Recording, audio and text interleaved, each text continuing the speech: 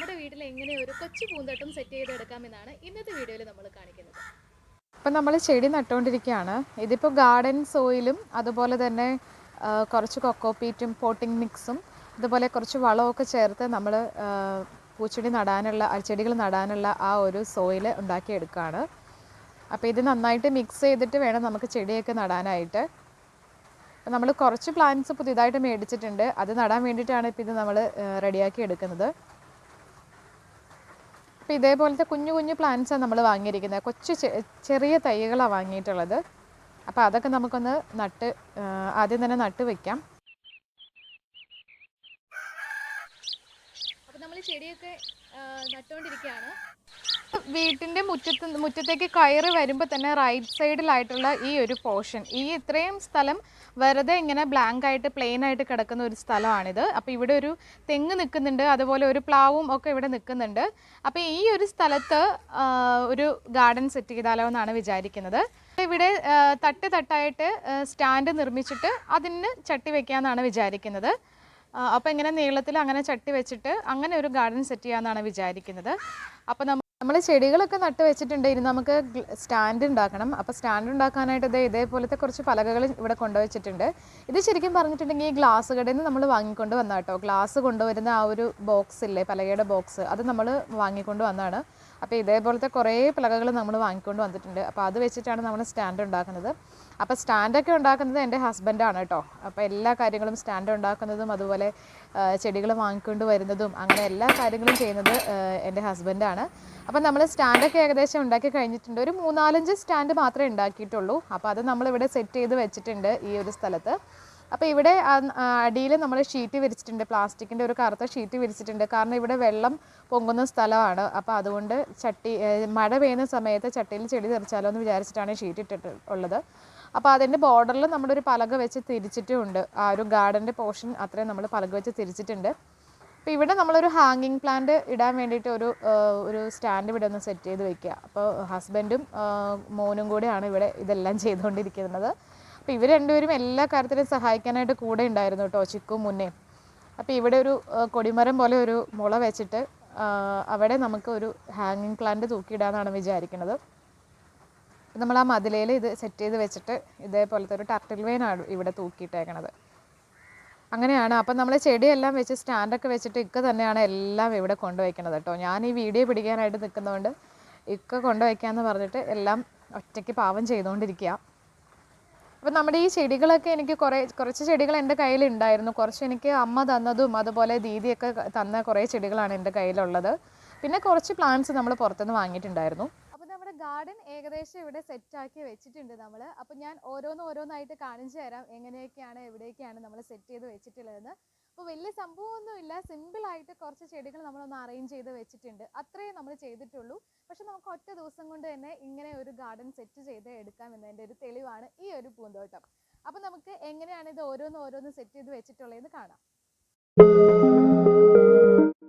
ഇങ്ങനെയാണ് നമ്മൾ ചെടികളെല്ലാം എടുത്ത് വെച്ചിട്ടുള്ളത്. സ്റ്റാൻഡിൽ കുറേ ചെടികൾ തട്ടായിട്ട് എടുത്ത് വെച്ചിട്ടുണ്ട്. അതേപോലെ 2 സ്റ്റാൻഡ് ചെറുത് നമ്മൾ ഉണ്ടാക്കിയിട്ടുണ്ട്, അത് ഫ്രണ്ടിൽ വെച്ചിട്ടുണ്ട്.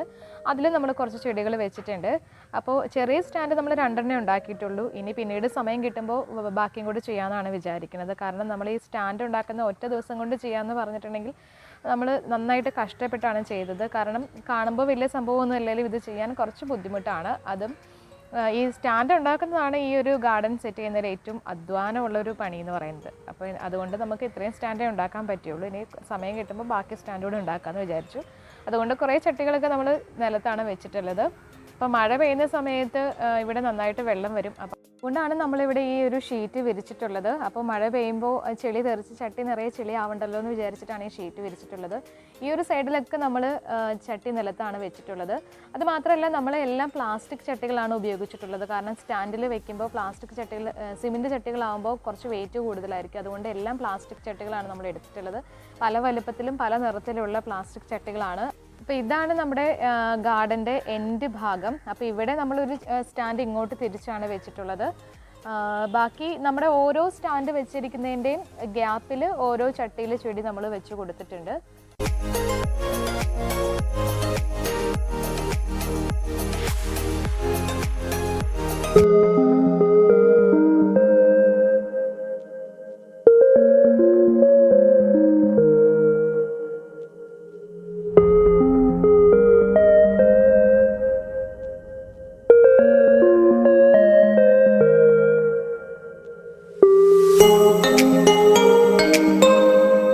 അപ്പോൾ ഇങ്ങനെ അപ്പോൾ നമുക്ക് കുറച്ച് സ്ഥലമുള്ളവർക്കൊക്കെ ഇങ്ങനെ ചെറിയ ചെറിയ ഗാർഡനൊക്കെ ഇങ്ങനെ നമുക്ക് സെറ്റ് ചെയ്ത് വെക്കുകയാണെങ്കിൽ നല്ല ഭംഗിയായിരിക്കും കാണാനായിട്ട്. അപ്പോൾ ദാ ഇവിടെ ഞാനൊരു ടർട്ടിൽ വെയിൻ ഹാങ് ചെയ്തിട്ടിട്ടുണ്ട്. നമ്മൾ ആദ്യം ഒരു കൊടിമരം ഇവിടെ വെച്ചായിരുന്നല്ലോ, അവിടെ ഒരു ടർട്ടിൽ വെയിനാണ് തൂക്കിയിട്ടിട്ടുള്ളത്.